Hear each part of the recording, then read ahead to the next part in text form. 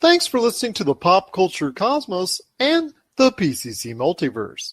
Check out more great podcasts today on one of these awesome affiliate networks. You're listening to a Weeby Geeks Network podcast. You're listening to the ESO Network, your station for all things geek. The Tangibound Network. Check it out. TangiboundNetwork.com. Listen to this show, the latest episode, every time. A proud member of the Gonna Geek Network. The opinions expressed are those of each individual. Check out all the other geeky podcasts over at GonnaGeekNetwork.com and get ready, because geekiness begins in 3, 2, 1.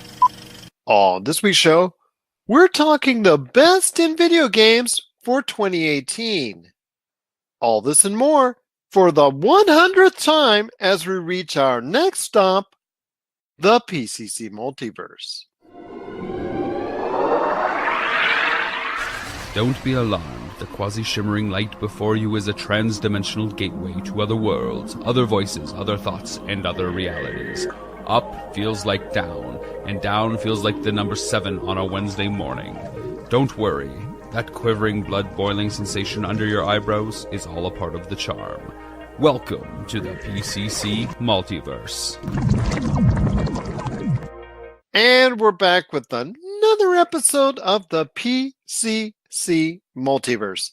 My name is Gerald Glassford from Pop Culture Cosmos and Game Source. We truly appreciate everyone out there listening to all of our programs. But it wouldn't be a PCC Multiverse without my good friend. He is the racing aficionado of Humanica Media. You gotta check out everything today at humanicamedia.com, Humanica Media on Facebook, YouTube, Instagram, and so much more. It is my good friend. It is Josh Peterson. Vroom, vroom, man. We're at 100 episodes and going strong. Vroom, vroom. Just got to look out for those walls, you know? Left turns. Got to do all those left turns, man. That's the way they do it in NASCAR, my friend. Like I said, 100 laps down and so many more to go until the finish line for us right here on the Multiverse. And we cannot thank you enough. And my good friend Josh, I cannot thank you enough as well. And everyone out there listening, just truly appreciate you hanging out with us every Friday and the weekend when it comes to the PCC Multiverse. But it is going to be a great episode we have for you today. Plus, we are also going to talk about, I don't know if it's the good news or the bad news when it comes to Holmes and Watson, the latest movie from the comedy team of Will Ferrell and John C. Reilly. Has it been playing out well so far since its Christmas release? We're going to give our thoughts on it and a lot more. But first, we've got a lot to talk about with video games. And in fact, you've got a special deal when it comes to video games, when it comes to Vitabrace from our friends at Miracle Fruit Oil, do you not? Yeah, so as you guys know, Miracle Fruit Oil's Vitabrace High Performance Gaming Wristband. So if you go on www.miraclefruitoil.com and purchase a Vitabrace High Performance Gaming Wristband using the code MEDIA10 at checkout, not only will you get $10 off your very own Vitabrace High Performance Gaming Wristband, you will also get a free game, a free code for a free game. That's right. And that's Steam, right? And that's on Steam. Well, that's awesome. I think, like you said, first off, it's going to be a Sonic game, and then we go from there, correct? Correct. It will be a Sonic game. This month, it's a Sonic game. So if you want one of the many great classic Sonic games starring our favorite Blue Hedgehog, go on over to www.miraclefruitoil.com and purchase a Vitabrace High Performance Gaming Wristband. Once again, using the code MEDIA10 at checkout, and then we will send you a free game. I'll tell you what, man. We're here to talk video games right now on the front end of the show. So, my friend, we're talking the best video games of 2018. You are the man in the know when it comes to the video game scene out there. This was a pretty good year. There was a lot of great candidates out there for Game of the Year for 2018. Josh, when it comes right down to it, what are some of the first thoughts you had when you were thinking about some of the best games of 2018? Well, I got my top 10 here. You want to hear them? Yeah, let's go for number 10. What comes to mind when it comes to a number 10 is concerned? Okay, so keep in mind that I did not play all the games that I wanted to. There are far too many games, not enough time, and I need to sleep eventually. So I missed out on a few I really wanted to play. So here's my number 10. I got Spyro Reignited. Did you play that on PlayStation ever? Yeah, The original? wait, the original, of course. Yeah, I mean, Spyro itself has a long history with the PlayStation, and it's just something that a lot of people enjoyed at the time.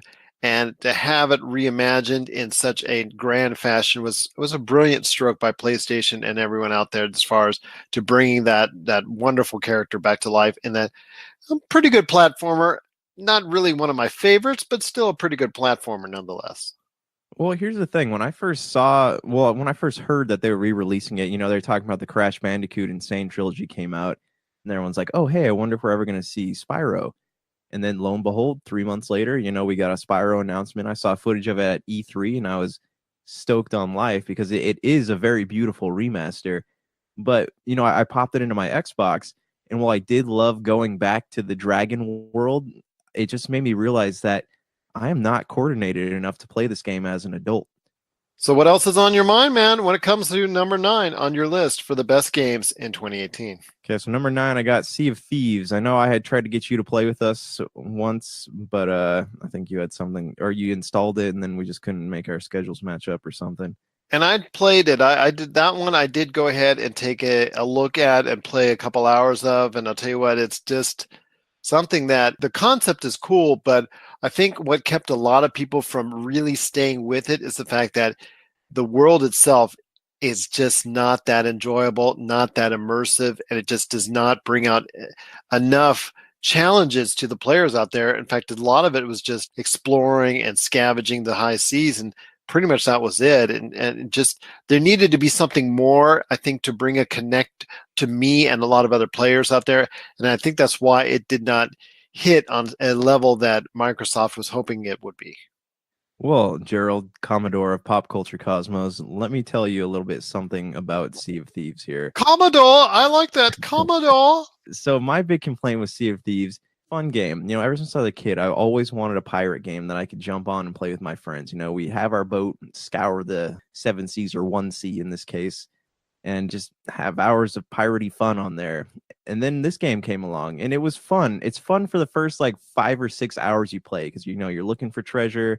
You're doing missions, you're fighting ghost pirates, and you're, drinking booze on your boat and throwing up on the guy driving. Always a good time. But the thing that this game lacks is a progression system. And for that reason, it feels kind of pointless. My other big complaint about it is that it is basically a haven for trolls. So once you die, you can't go back to port unless your boat sinks. And we had this case, me and Big Dog and Brian Kane from Topic Ocalypse had this night where we were all playing, and these guys were launching themselves onto our ship, and they would not let the boat sink, and they knew where all the spawn points were on the boat. So every time we came back to life, they kept killing us over and over. It was funny to them. We spent 10 minutes trying to figure out how to get them away, and then finally we just quit the game. I guess rage quit in a way. So that was not fun. And then there's a point where we were fighting the Kraken, and then instead of killing the Kraken, all the other boats on the game started shooting at us. So that was also not fun. So I probably won't be going back to that one. So that's my number 9. Number 8, my friend. Number 8. Number 8. I got Pokemon Let's Go Pikachu. So not a lot to say about this that hasn't already been said, about Pokemon games. It's basically a remake of Pokemon Yellow. The colors are beautiful. I love the new animations.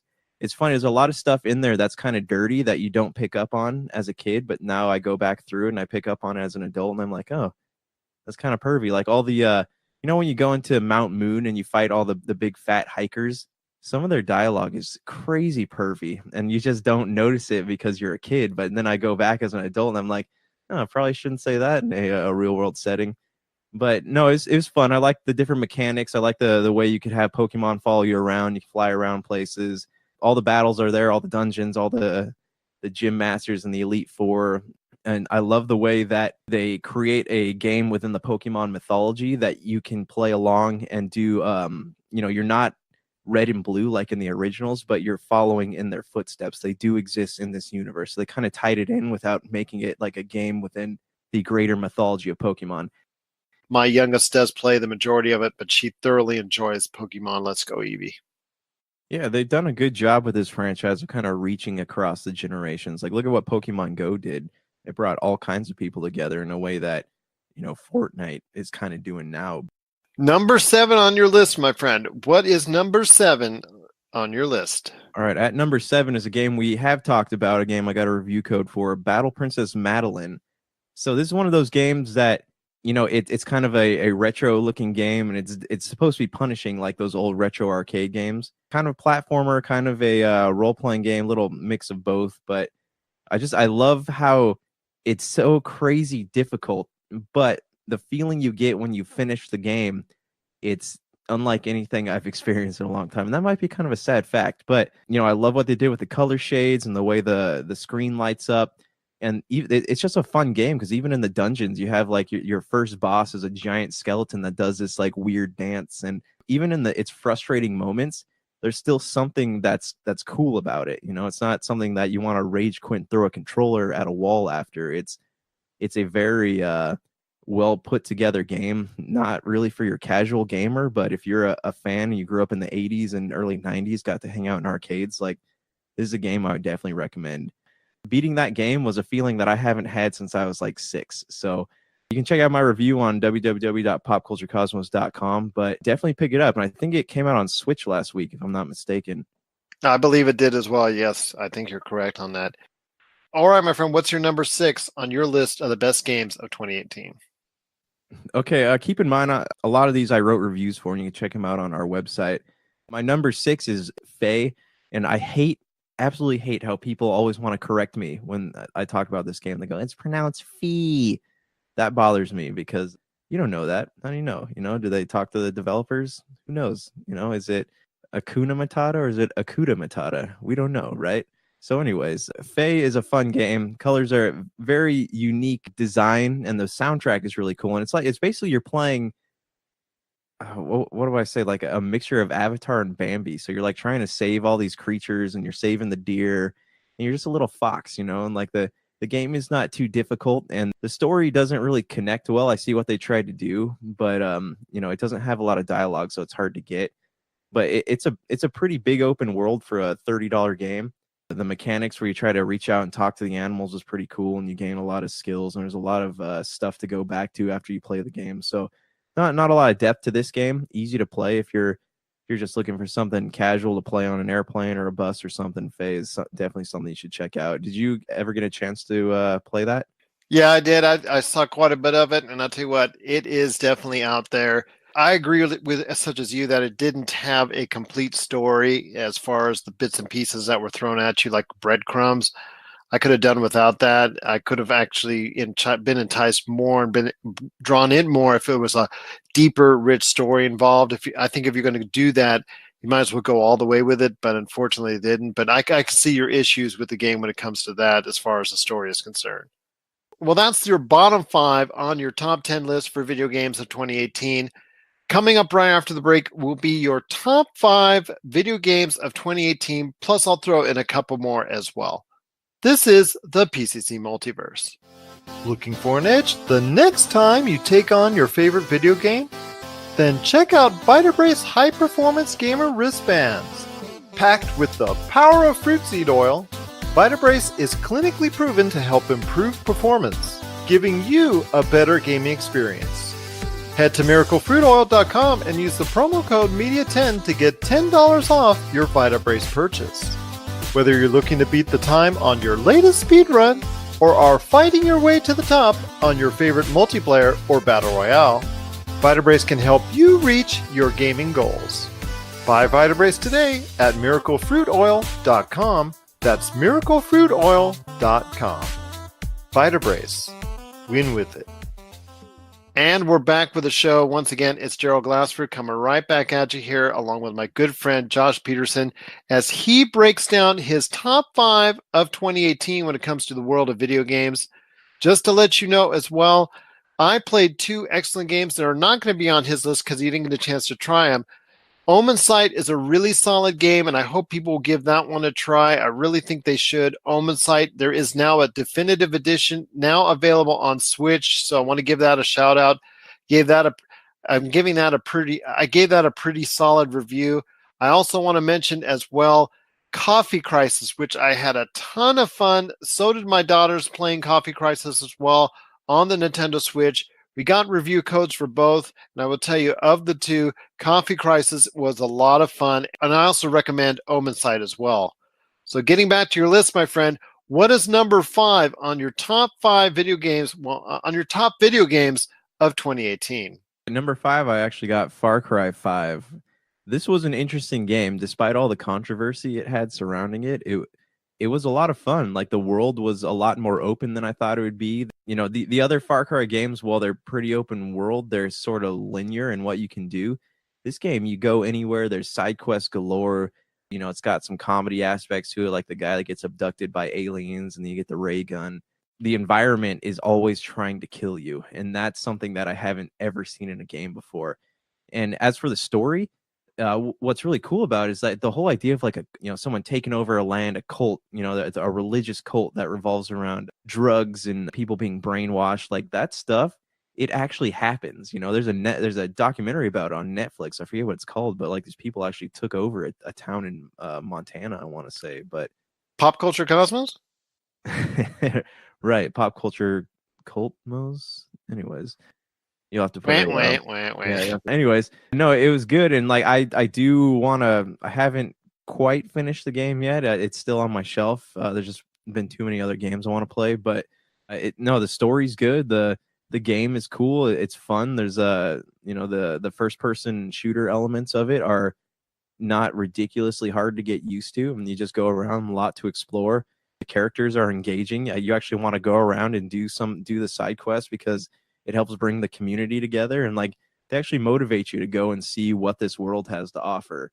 It was an experience that I never thought I'd be able to have with a Far Cry game, so I'm definitely excited to get back to it. And I know there's a sequel coming out next year.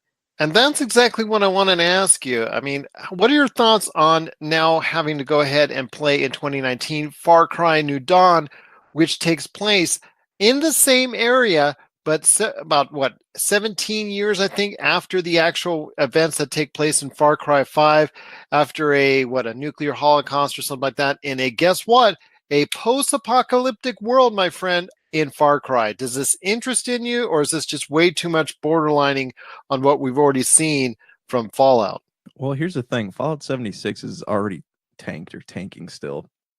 And I don't think that there's much that Far Cry can do that is going to put it beneath Fallout 76. So I'm down for playing. I don't imagine it's going to be a really long game. And the reason, or the how they're able to put out a sequel that fast is just revolves around the fact that all the elements of the game were already made. You had that world already created. All they were really doing were putting some, more post-apocalyptic stuff into it. And by the looks of it, it looks like the main baddie from the last game, Joseph's still alive. So it'll be interesting to see what characters carry over, what happened, who these new characters are, how it all ties together.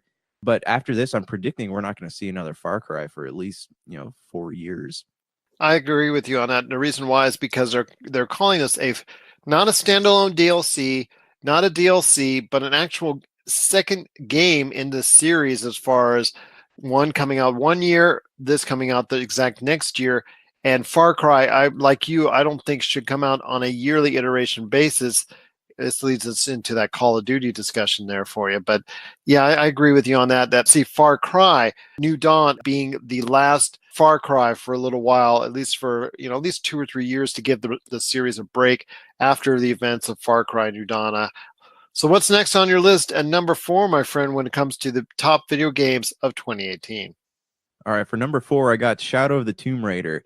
While I love this game, I did not think that it was a worthy predecessor of Rise of the Tomb Raider. So you played these games, right? Have you played any of the series? Okay, so you know what I'm talking about. Did you play Shadow at all? I didn't play Shadow yet. I'd still love to get a chance to try that out. But yeah, it's hard to replace the actual magic of the reinvigoration of the series with the original Tomb Raider. Well, not the original Tomb Raider, the original Tomb Raider reboot that came out earlier this decade that wowed everybody and just was such an easy game to get into and such a fun game to play. And you're right. The Rise of the Tomb Raider came out. It was a worthy successor and a very good sequel. Shadow of the Tomb Raider has not been as beloved as the other two previous installments. So I agree with you on that, although it's still probably a very solid game throughout. Yeah, it's fun. I loved it for sure. My big thing with video games is because we've talked about this. I think video games are an amazing medium for storytelling because you can immerse people into a story in a way that books and movies can't. So, with Tomb Raider and Rise of the Tomb Raider, those were both very, very great and immersive and engaging stories. And it all built up to something, and you're expecting this big epic outcome in Shadow of the Tomb Raider, but then they kind of sold themselves short with the whole Mayan apocalypse thing, because Assassin's Creed has been doing that for years, and that's kind of, we get it, the Mayans the Mayans predicted the end of the world, or maybe they just got to the end of the calendar at 2012, are like, all right, well, maybe this is good enough. There's so much more that I was expecting out of it, and I didn't get that delivered to me, and for that I'm kind of disappointed. But still, great game, a lot of side quests to do, a lot of extra content, a lot of tombs to explore. You get closure with like Jonah and Laura and stuff like that. And, all the stuff that was great about the first two games was there except for the story. So I'm hoping that we see more from this iteration of Lara Croft further down the line. But it didn't deliver what I wanted it to. So it was good, but it's not great. And I think, unfortunately, it did fall under the weight of its release time in September, because there was a lot of other great games that were released right around that time, and even more so in October and November. We stopped hearing about it long time before November was reached, and that's unfortunate for such a great series of games. We don't know what's going to happen with the future of Tomb Raider because of the lack of success of Shadow of the Tomb Raider, so we'll have to wait and see. I think overall it got decent to marginally good reviews across the board, but unfortunately it was not as good as the previous two installments, and with declining values of that, not only with scores, but also as well with dollar amounts, which is obviously the biggest and most important thing. It's now a very tenuous time at Square Enix when it comes to Crystal Dynamics and their future when it comes to what's going on with the Tomb Raider franchise, because they're heading into a different direction themselves, because I believe they're going to go ahead and work on that new Marvel game that's in development, if I'm not mistaken. Well, that's what the rumors are, but that's been the rumors for the past, 5 years since they showed us that trailer after the release of Age of Ultron. For now, Tomb Raider might be put to bed, but we'll go from there with really two very good games in the series and one pretty good one as well when it comes to Shadow of the Tomb Raider. So what's your number 3, my friend, on your list of video games for 2018? I got Forza Horizon 4 on here. As you know, I'm a huge Forza fan. I've played all of them. So this is one game that I do not miss out on each year. They skip between Forza and Forza Horizon. Forza Horizon 4 is cool because it's not just the dynamic seasons are cool, because, they talked about how it goes from summer to fall to winter to spring and all that. And there's different events, incorporated for each season. So that's cool. And they do all that. And you do have to figure out, what car do I want to drive in the snow? What's going to make my life easier here? I need to get all the stunt gates, but I can't do that in a Ferrari, in the middle of winter. So they definitely make you kind of strategize what you're going to be using, what you're going to be driving around during each season. And it's a pretty beefy game. There's a lot on there. There's a lot of events, a lot of different story modes to go through. And I think there's an expansion coming out soon, or if it might already be out. But the Halo showcase was fun. Like, there's a lot to the game, and I love it looks so real, and the open world setting is so cool. And you can play with your friends. You get all those radio stations you can choose from.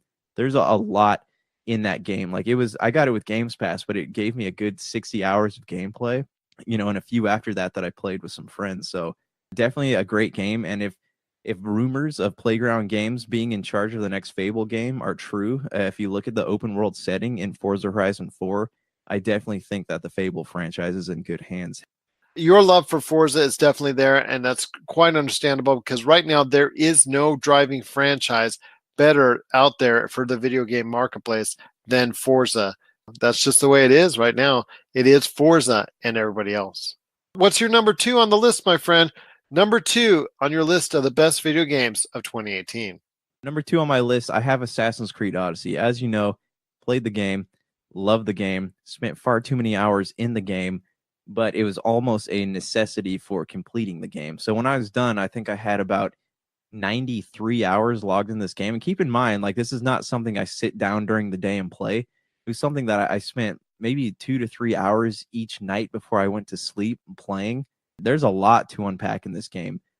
But that being said, Ubisoft did a great job with this one because, Origins was kind of their first attempt at incorporating RPG elements as far as leveling up your gear, choosing what stats you want to improve and all that stuff.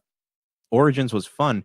It didn't capture me in the way that I hoped it would. The story, I didn't really care about the main character. And they kind of threw you into the action before really even introducing you to what's going on. Odyssey did all the things that Origins didn't. And Odyssey is the first time in an Assassin's Creed game I've actually been interested in the characters. And they also brought back the ship combat that was so great in Black Flag. So they've been forever they've been trying to recapture that magic because Black Flag had this amazing naval combat mode, and they've been trying forever to recapture that. And with this one, it's not, there's no cannons, but there's the arrow volleys. It all has such a smooth feel to it, and it reminded me of Black Flag. But this was the first time in any Assassin's Creed game where I actually care about the characters. I want to do the side quests, and they make it so if you do the side quest, it helps you progress in the 3 main storylines you have to finish throughout the game. That is actually, like you said, a very good open world game. It's actually putting the Assassin's Creed series back in the forefront. We were kind of worried about what direction it was going, and maybe it was time for them to take a break, but it looks like they're going to be sticking around with more content for this going forward, and I think it's now heading back into a right direction. Maybe they should take a year off, like I believe they said they were going to do so that hopefully in 2020 they'll come back strong with another great iteration of Assassin's Creed. All right, my friend. I think our number 1 is going to be the same, but I got to hear from you, my friend. What is your number 1 video game of 2018? Dun, dun, dun, dun. God of War, man. I've never been blown away by a game like I have with God of War. And keep in mind that God of War has been around for a long time. And while the other entries were fun, they're very linear. Kratos is a very one-dimensional character. He grunts, sleeps with women on boats, and chops up monsters. Not a lot of depth to that. It was fun, had a good soundtrack, but geez, they really just rebuilt this game from the ground up with this new God of War game. Soundtrack is amazing, and it's so emotional. The moment that you're thrown into the game, you're trying to find wood for the mom's funeral pyre. Kratos has this son he doesn't know what to do with, and it's a game about being a father as much as it is a game about travel through Norse mythology and all that. So it's a very sad game. It's incredibly sad, but it's also very interesting. Like, you get a lot of history. You see Kratos develop in a way that he's never developed before. They set it up for another game.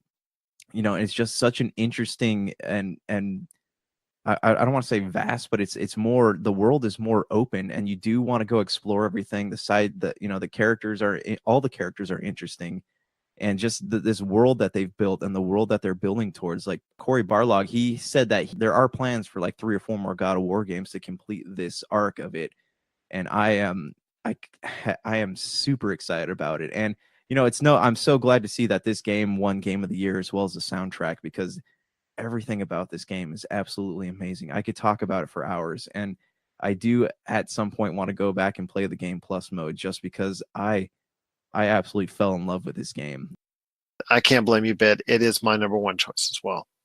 God of War was the first game I played in a long time that I don't have any complaints about. So, good work. And you do see why Sony is more known for their cinematic experiences with video games. And I totally get why it takes so long to put something like that out. Just wish they had more releases coming out faster. Well, that's our list of the top video games of 2018.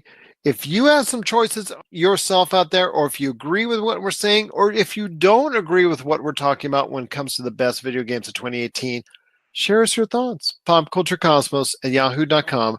Also as well, Pop Culture Cosmos, Humanica Media, and Game Source on Facebook, Twitter, and Instagram as well.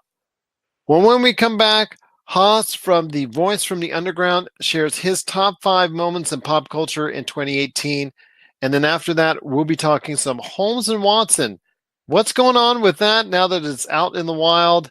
Why is everybody up in an uproar over Holmes and Watson and how bad it may be? We're going to share our thoughts on that at the end of the show. This is the PCC Multiverse.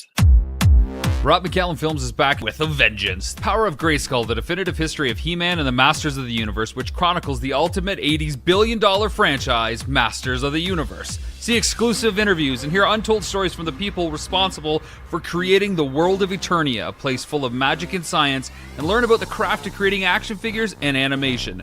Power of Grayskull is just one of our many projects at McCallum Films. What's up, friends? Josh here of the Pop Culture Cosmos and Topicocalypse podcast. I recently got to sit down with Forza Horizon 4, and I have some thoughts, so here goes. Welcome to the Pop Culture Cosmos. Forza Horizon 4 is the most breathtaking racing game I have ever seen. Trust me when I tell you this, that I don't say that lightly. As somebody who has played every Forza entry since Forza Motorsports revved its way onto the original Xbox console back in 2005, I was beginning to, for lack of a better term, experience franchise fatigue. While the Forza Horizon series certainly has a lot more to offer fans in terms of things to do, the novelty of an open-world racing game was beginning to feel stale. So what exactly is it that makes Forza Horizon 4 feel like a breath of fresh air in a series that's been around for 13 years? Well, I'm glad you asked. When Phil Spencer took the stage at this year's E3 to show us Microsoft's massive lineup of games, he made a point to show off their AAA studios, reassuring fans that they have heard the call for new IPs and exclusives and they are working hard to deliver. Among developers like 343 Industries, Ninja Theory, Rare, The Coalition, and Mojang stood longtime Microsoft collaborators Turn 10 Studios and Playground Games. For those of you who don't know, Turn 10 Studios was the original developer alongside Microsoft of the Forza Motorsports franchise. It wasn't until the release of Forza Horizon back in 2012 that the UK-based Playground Games was brought into the fold. With Turn 10's knowledge of car games and Playground Games' love of open-world settings, it seemed like a recipe for success, and it was. Fast forward 6 years and 4 entries and it feels like the formula has been perfected. The moment you start the game, you're thrust into brief events that highlight all of the different offerings the game has as far as multiplayer racing goes. You can choose between cross-country, road racing, dirt racing, or the non-festival sanctioned street racing. And once you finish those, there's plenty of side quests to play through, including barn finds, drag racing, speed zones, danger zones, beauty spots, and the tried and true bonus board hunting that requires hours of patience and no shortage of ingenuity to complete. That's a lot of gameplay, right? Yeah, but that's not even half of what this latest entry offers gamers. In addition to the main storyline, and I use that term loosely, of the game, which sees you making friends and becoming the Horizon Festival champion, Forza Horizon 4 has introduced for the very first time narrative-based gameplay in the form of 4 different stories that have you joining a drift club, driving cars for an internet streamer, showing off fast cars for a business, and doing stunts for a big-budget driving flick. While all of these side stories are optional, it brings something to the game that makes you feel more involved in the world, thus providing an incentive to keep playing. It's an interesting strategy on the part of the developers, and, at least in my opinion, it paid off. Speaking of world, Forza Horizon 4 takes you to the United Kingdom, where you participate in a Horizon Festival that lasts an entire year, while allowing players to drive through various conditions brought on by dynamic seasons that can be seen transitioning at different points throughout their cycles. Why it's taken them so long to introduce a feature like this is beyond me, but I'm certainly glad they did. The first things you'll notice in the fall are the colors. All the different shades of red and orange you find in the falling leaves are stunning, to say the least.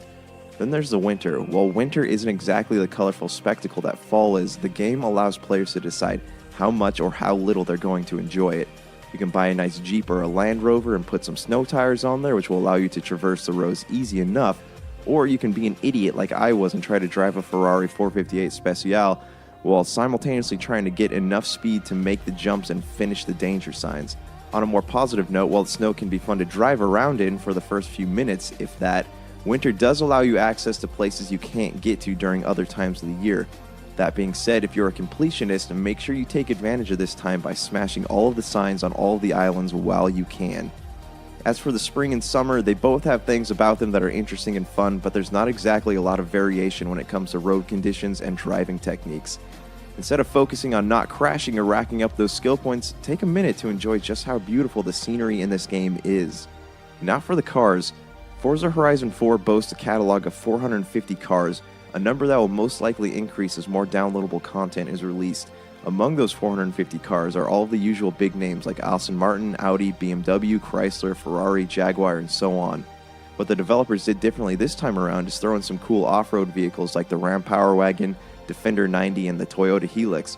Unfortunately, the catalog is limited to vehicles with 4 wheels, meaning that while you still have to face planes, hovercrafts, and dirt bikes in the showcase events, you still can't drive them. Oh well, maybe next time. You do, however, get to take a spin with everybody's favorite UNSC super weapon, Spartan 117, the Master Chief, in a special Halo showcase that puts you in a Warthog and lets you experience a thrill that I haven't felt since the Maw.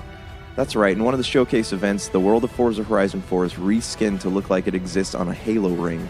The soundtrack plays, Cortana plans your escape from the Covenant, and speaking of Covenant, there are plenty of Banshees flying around as you make a mad dash through castles, neighborhoods, over jumps, and back to the beach.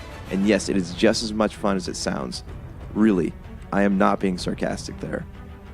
Alright, so usually I close these reviews with things I didn't like about the game. While Forza Horizon 4 is far from the perfect game, its flaws are hardly anything worth writing about. The weather can be a hindrance at some points, and a few of the danger signs are incredibly difficult to score on. However, what I consider flaws, others might consider challenges.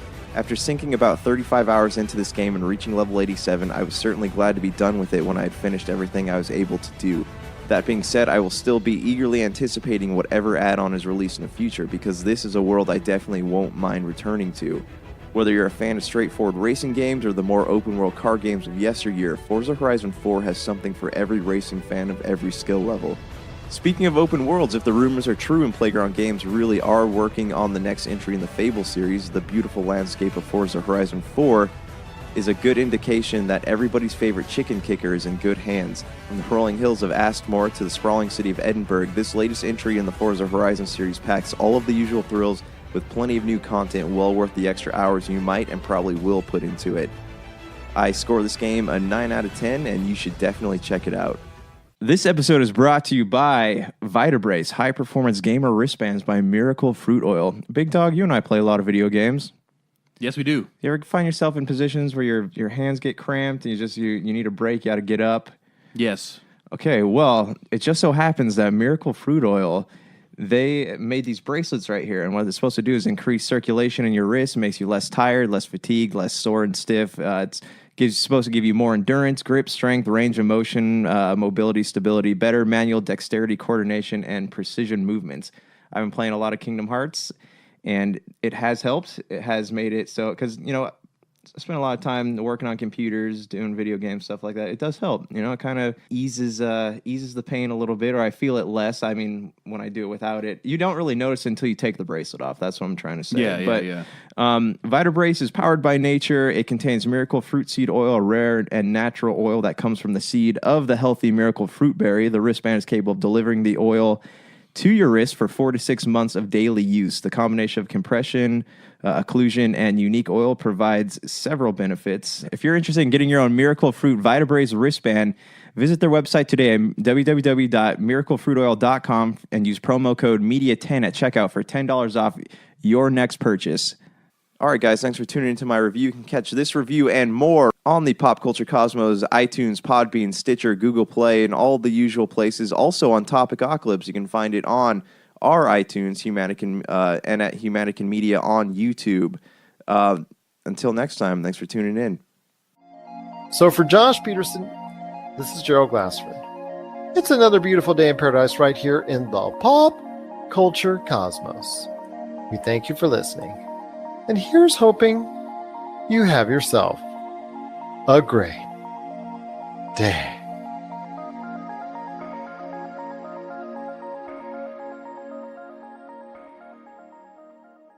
We are the Metal Geeks podcast, and on this show we have heavy metal, comic books, video games, movies, theme parks, and more. Wait, comics? Yep. And movies? Exactly. Video games? Yeah. Metal? Of course. How does theme parks fit in this? It just does. All of us Metal Geeks can be found at MetalGeeks.net. At Metal Geeks for Twitter? Metal Geeks on Instagram. And Metal Geeks on the Facey Space. You can also find us on iTunes. Subscribe today. Metal Geeks! What's up, everybody? Josh here from the Pop Culture Cosmos show and Topicocalypse. I'm coming at you with a review for a game that I got to play called Battle Princess Madelyn by Casual Bit Games. I got a review copy, so just keep that in mind, but let me dive into the game a little bit and what I thought of it. Welcome to the Pop Culture Cosmos. Battle Princess Madelyn is the most frustrating game I've ever played. It is also one of the most satisfying games I've ever played. In a cyclical world where platformers are once again starting to oversaturate the market, Battle Princess Madelyn stands about as tall as the dancing skeleton you face within minutes of starting the game. And trust me, it's a fight you won't soon forget. Why does this game stand out? If you've played any of the indie platforming games that have come out in the past few years, you know that they're notorious for being punishing. Not that there's anything wrong with that, let's not forget that these types of games are products inspired by the retro games of the 80s and 90s.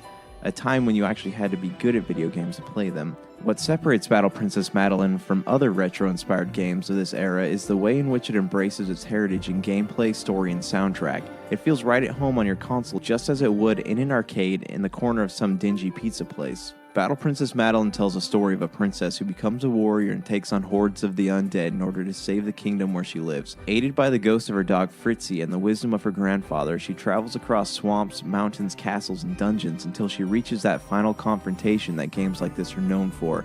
Nostalgic gameplay isn't the only thing that drives the narrative forward. The moment you turn the game on, you're greeted by a slightly different version of a scene that every 80s kid knows all too well. Let me paint a picture in your mind.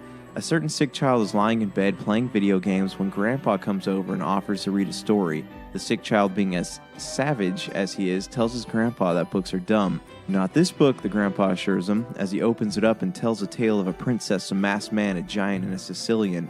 If you haven't put it together yet, the sick child is Fred Savage, and the book the grandpa is reading is The Princess Bride. That's right, the good folks over at Casual Bait Games open their tale with a sick girl named Madelyn playing a video game on an iPad when her grandpa comes over and offers to read a story. At first, she's not interested. Then she finds out the main character is named Madelyn, and into the game you go. A clever and appreciated nod to pop culture gone by. Before I dig into what I did and didn't like about the game, let me make it clear that I'm not a fan of platforming games. I have played more than I can count, and with the exception of Celeste, I've never been completely enamored by one. While Battle Princess Madelyn certainly stands out, I'm still not exactly sure how I feel about it. Was the payoff worth the frustration? Yes and no. Like all things that you fail at repeatedly, finally getting it right makes you feel like you can do anything. In the case of Battle Princess Madelyn, the feeling only lasts until whatever comes next. Each enemy type is as unforgiving and frustrating as the next, and it certainly doesn't help that the controls on the Xbox One felt unresponsive, which can make or break you in a game that requires quick thinking and even quicker reflexes. I lost count of how many times I died because the game didn't register the command fast enough, or it might be the way that every move you make in this game has to be perfect. We'll dig more into that in a minute. As for things I liked about the game, I have to take my hat off to Casual Bit Games for really pushing the Unity engine to places I've never seen it go. Yeah, there have been some big titles created by AAA studios using the Unity engine like Assassin's Creed Identity, Deus Ex The Fall, and the ever-popular Temple Run. But while those games had their entertaining aspects, there wasn't exactly anything about them, with the exception of being connected to bigger franchises that made you stand back and go, wow. In Battle Princess Madelyn, when you're not focused on not dying, the visuals leave you in a state of awe that makes you want to see how much this world has to offer. Everything from the color shades to the way things glow and cast shadows is beautifully rendered in an environment that feels three-dimensional without actually being three-dimensional. I do want to get back to the nostalgia that this game brings. Again, the video game market of today, especially the indie scene, is oversaturated with platforming games. I admire the effort it takes to develop a game, whether it's good or bad, but with so many developers claiming to have reinvented the wheel, it's hard to know what games you should spend your time exploring. Battle Princess Madelyn is definitely a game worth exploring. For those of you who grew up in the 80s and early 90s, this will, no doubt, bring back memories of the time you might have spent in arcades. If you miss that era like I did, it might bring back memories of games like Ghouls and Ghosts, Golden Axe, or one of the many Gauntlet games you played with your buddies on the Super Nintendo or Sega Genesis growing up. Not only does it feel like a game from days gone by, but it also manages to feel new, bringing aspects of modern RPGs to the classic side-scrolling gameplay. For example, you can go into buildings, speak with townspeople, some of whom even offer you side quests, change equipment, and fast travel. The people in the towns even incentivize you to progress in the game by offering you rewards for defeating bosses. As for the story, I would consider it a violent fairy tale, one that kicks off with the death of a dog. And if you're like me, you would gladly avenge any poor pup harmed by another being, especially an evil one. It's a sad way to start the narrative, but it has a motivating effect that makes you determined to play the game from start to finish. On the flip side of the critic coin, there was plenty that I didn't like about this game. One of those things being that the gameplay feels like it punishes you just for the sake of punishing you. As I mentioned above, everything has to be perfect. Every jump has to be hit in an exact place, every enemy has a routine, every dodge has to be timed. There's no room for error in this game. And unlike most bigger titles, you can't just adjust the difficulty and play the game at a level that allows you to just enjoy it. Not that that's a bad thing, games need to be challenging, but there are points in Battle Princess Madelyn where challenging straddles the line of impossibility. The lack of checkpoints becomes an issue as well in certain places. If you like to explore, you can easily find yourself in places that were ridiculously hard to get to, and then you die on the way back. The only problem is that when you're resurrected, you end up in the same spot you died, instead of back in a town or village, placing you in an endless loop of madness. My last complaint is the respawn system. Again, I realize that platforming games are supposed to be challenging, but a simple change to this system could make the game a lot more enjoyable. The way it works is that each time you kill an enemy, you collect an orb from them, and those orbs allow you to keep coming back to life when you die. Those orbs fill a gauge on the top right corner of your screen, and when it's full, you can usually return from the dead 3 times. The issue I have is that once the gauge is depleted, it takes so many orbs to fill it back up. And in a game like this, the chances are high that you're going to die before you're able to gather enough orbs for even one more respawn. Then there are things that are instant deaths. For example, anytime you don't time a jump properly, you're going to die. If you get caught by one of the mud hands that are in the swamp, you're going to die. There are a few other things that cause instant death as well, but you get the picture. Back to my earlier question, is the payoff worth the frustration that this game causes you? Looking back at it now, I think it is. I remember playing 2D platforming games as a kid, and that feeling that you get after spending hours trying to pass a level or beating a boss is unlike anything you experience for the rest of your life. Though Battle Princess Madelyn is incredibly difficult, the feeling you get as you're nearing the end of each level and boss fight and the way the music speeds up and your heart feels like it's going to leap out of your chest is something I haven't experienced in a long time. The story is intriguing, the color shading is beautiful, the animation is without flaw, and the game is incredibly difficult. I'd say that hitting 3 of those 4 marks makes this game worth the $19.99 that it costs to play it. While the game has been delayed on Nintendo Switch and I think PlayStation 4, you can pick it up on the Xbox Marketplace and Steam today. I give this game an 8.5 out of 10. Looking for an edge the next time you take on your favorite video game? Then check out Vitabrace High Performance Gamer Wristbands. Packed with the power of fruit seed oil, Vitabrace is clinically proven to help improve performance, giving you a better gaming experience. Head to miraclefruitoil.com and use the promo code MEDIA10 to get $10 off your Vitabrace purchase. Whether you're looking to beat the time on your latest speedrun or are fighting your way to the top on your favorite multiplayer or battle royale, Vitabrace can help you reach your gaming goals. Buy Vitabrace today at miraclefruitoil.com. That's miraclefruitoil.com. Vitabrace. Win with it. Alright guys, thanks for tuning in to my review of Battle Princess Madelyn. Remember, you can find this game on the Xbox Marketplace and Steam today for $19.99. If you're looking for more reviews or more podcasts, be sure to check out the Pop Culture Cosmos channel and Topicocalypse on iTunes, Podbean, Podcast.com, Stitcher, Google Play, and other great podcasting outlets around the globe. Also, look us up on Facebook, Instagram, Twitter, and YouTube. Thanks for tuning in.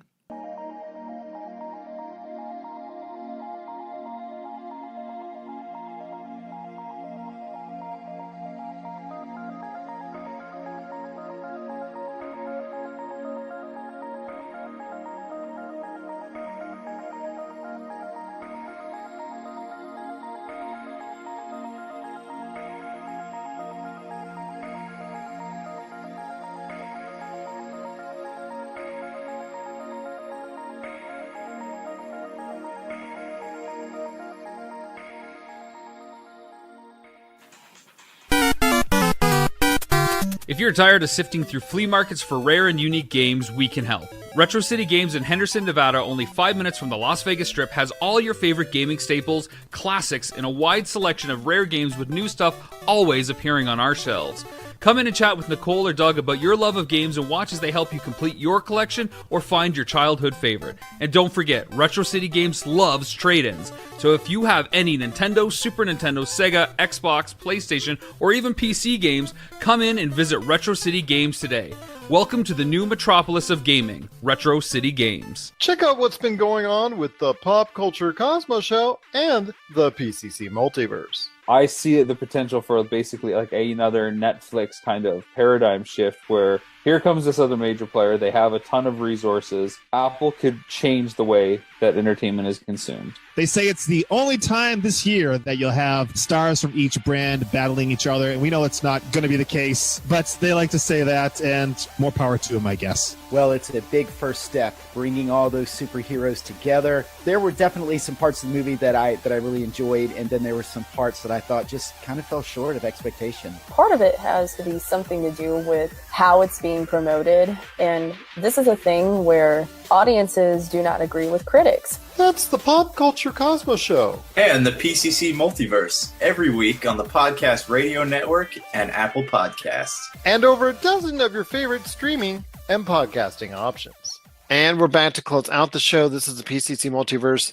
Once again, to tell everyone out there, if you have a chance and you want to check out exactly where our shows are being played on, because we're being played on radio stations all around the world, 7 days a week, you can check out our entire listing of radio shows on our Pop Culture Cosmos Facebook page, and you'll also get a chance to check out many of the podcast options as well.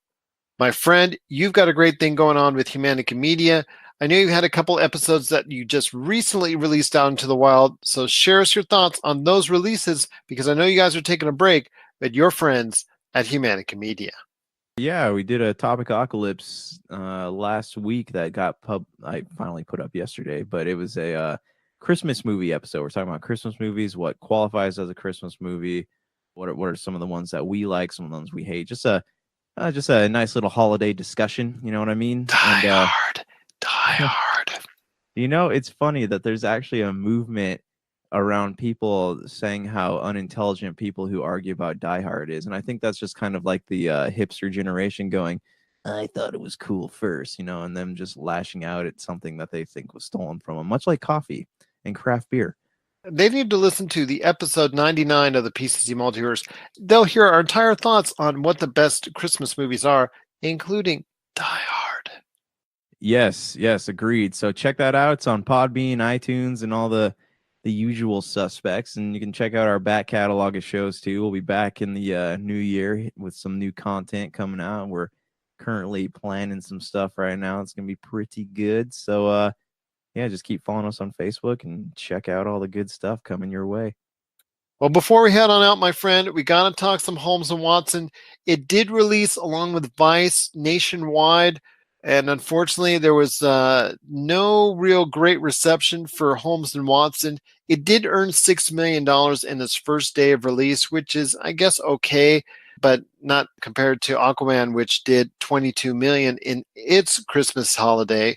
So I'll tell you what, my friend, the reason why everybody's in uproar over it, because it was not screened to critics, and there's a good reason why, is because the film, the critics actually had to go out and see this in the theaters. Oh, boo-hoo, boo-hoo. But those that did go and make it out to the theaters were commenting on what a bad film this is. So you could tell the reason why they didn't screen it up front for critics was that it was just going to get lambasted. So you know what?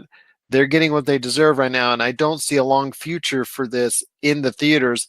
My question to you on this is, with Holmes and Watson being so bad and actually having, at this point in time of our recording, a 0% on Rotten Tomatoes, do you see a future where maybe a Step Brothers 2 or some type of Talladega Nights 2 or something down the road that maybe John C. Reilly and Will Ferrell work on again together and maybe try to recapture that spirit that they obviously didn't have in Holmes and Watson? Maybe, but honestly, I hope not, man. I'm so tired of Will Ferrell movies. They only really appeal to a certain age demographic. You know, if you're in high school and you're still wrapped up in in that time of your life, like that, they pretty much in their movies they are pretty much 16-year-olds. So if you're in that era, that's people like that, but people don't have money to go see movies anymore, so you're not going to get a lot of kids like that into the movie theaters to see things like that. Well, I would love to see a sequel to Old School. Absolutely love that movie. Will Ferrell was actually tolerable in that movie. I'm not a big Will Ferrell fan, and I think that his movies are, while they're funny, he tries too hard in them. And like Anchorman 2 was bad. I can't remember a Will Ferrell movie that I actually enjoyed besides Old School. So I might not be the right person to ask about this, but I did predict that Holmes and Watson would bomb at the box office, and I was right. So, you guys can all write this down, take notes. This might be on a future podcast called Josh is Right. We'll see if we can get that rolling into production soon, but I don't have any interest in seeing it. And, if they didn't let critics see it, they probably knew that it was bad, but it's probably already made, so they didn't want to, put that money to waste. What are your thoughts, though? You have any plans on going to see this box office bomb? No, not in the theaters. I may actually see it when it hits TV. I'm not even going to probably stream it. So I think at this point in time, it's probably just for me something I'll probably see and catch maybe if it hits FX or TNT or something like that here within I think it's a 2-year time frame. So maybe I'll spend some time, and if I have, if I'm cooking or something, I can go ahead and I go catch it on the TV or whatnot, maybe in the background. But yeah, unfortunately, it just looks like that type of shtick for Will Ferrell and John C. Reilly didn't mesh, which is kind of weird. John C. Reilly's been doing very good. He obviously did very well with Wreck-It Ralph, and he's got Stan and Ollie, which conveniently came out just a day or two after then Holmes and Watson. So it's kind of weird how that plays out. And actually, John C. Reilly has gotten a lot of acclaim for Sisters Brothers as well. So this is the duet that actually, of all of them, he's getting the least acclaim for. And it's probably just going to disappear along with Welcome to Morrowind, which also tanked at the theaters, and Vice, which may have some legs to it if it gets a lot more awards, but a C+ cinema score for a potential Oscar hopeful is kind of weird, because it seems like there's a disconnect when it comes to what the critics think and what the crowd and what the regular audience out there thinks. What do you think about that when it comes to Vice getting a C+ cinema score, which actually is really not good at all? Everyone was expecting big things from that movie, and from what I understand, like a lot of casual moviegoers are expressing interest in going to see it. So I don't know, man. It's politically charged. So here's my theory. Okay. I don't think that people want to go see movies like that anymore. I know they want to watch them when they come out on Redbox or rent them when they hit on demand, but I don't think there's a big call to go see those movies out in theaters, movies like that in theaters anymore. I could be wrong, but I'm just speaking to my demographic. But, I'm hearing great things about this movie, though, from people who have seen it. So maybe it's just the holidays was just not a good time for it to come out. Maybe there's too many other movies out there to see. So that might be an issue too. Might be the same issue with Welcome to Morrowind, which was a did I say that right? Morrowind. I keep thinking about the video game. Yeah, there's just I don't think Christmas is a great time for these emotional, dramatic movies. I think Christmas is a time for movies that are kids' movies. The Grinch, Fantastic Beasts, Where to Find Them, stuff like that. So maybe if those movies had come out in like February or March, that they might do better. But let's not forget that a lot of movies that get nominated for awards don't do well in the box office. This is true, my friend. This is true. But you know what? For Holmes and Watson, it doesn't look like a very good future. Let's hope. Well, I know you don't hope, but let's hope that if it does come together for another reuniting of John C. Reilly and Will Ferrell, let's just hope it's a lot better the next time around. What are your thoughts on Holmes and Watson out there? Share us your thoughts, popculturecosmos@yahoo.com. Also share us your thoughts on Vice, because that is still getting a lot of interplay out there as a potential Oscar hopeful, but the cinema score as a C+ was really not that good at all. So that shows a disconnect between general audiences and critics. We want to hear your thoughts on that as well. Pop Culture Cosmos, Game Source, Humanity Media on Facebook, YouTube, and Instagram as well. My friend, it's been another great episode. 100 episodes of the PCC Multiverse. How about that, my friend, with your last thoughts on the way out? Well, we broke the triple digits with both the PCC and the PCC Multiverse. So just shows that we've been doing the show for a long time. And it's been growing. I see the numbers going up every week, and thank you to everyone who's been tuning in. It's been fun, and we hope to continue doing this further down the line. But we'd also love your support, so be sure to follow us on social media, do the Miracle Fruit Oil thing. Any interaction, you want to send us an email, you want to say some stuff that you disagree with Gerald about, feel free to send him an email at popculturecosmos@gmail.com. We'd love if you guys got involved with the show, so feel free to give us a shout out. You noticed you just said me, not if they disagree with you. I'm never wrong, especially about things like King Arthur. Let's not start. So for Josh Peterson, this is Gerald Glassford. It's another beautiful day in paradise right here for the 100th edition of the PCC Multiverse. We thank you for listening. And here's hoping you have yourself a great day.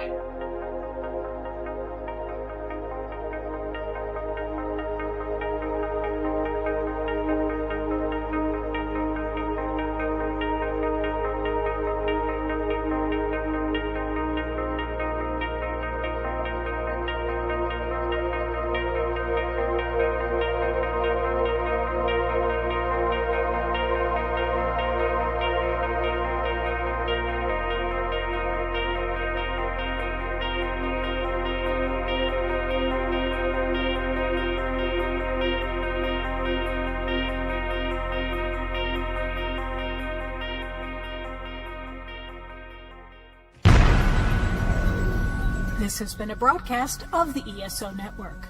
Be part of the crew and help support our shows by donating to our ESO Patreon or by shopping through Amazon.com or the TeePublic store, which can all be found at www.esonetwork.com. The ESO Network, your station for all things geek. Tangent Bound Network. Let your voice be heard. TangentBoundNetwork.com. Thanks so much for downloading the Pop Culture Cosmos, and stay tuned as more great podcasts are on the way. Thanks again for listening to us here at the Pop Culture Cosmos.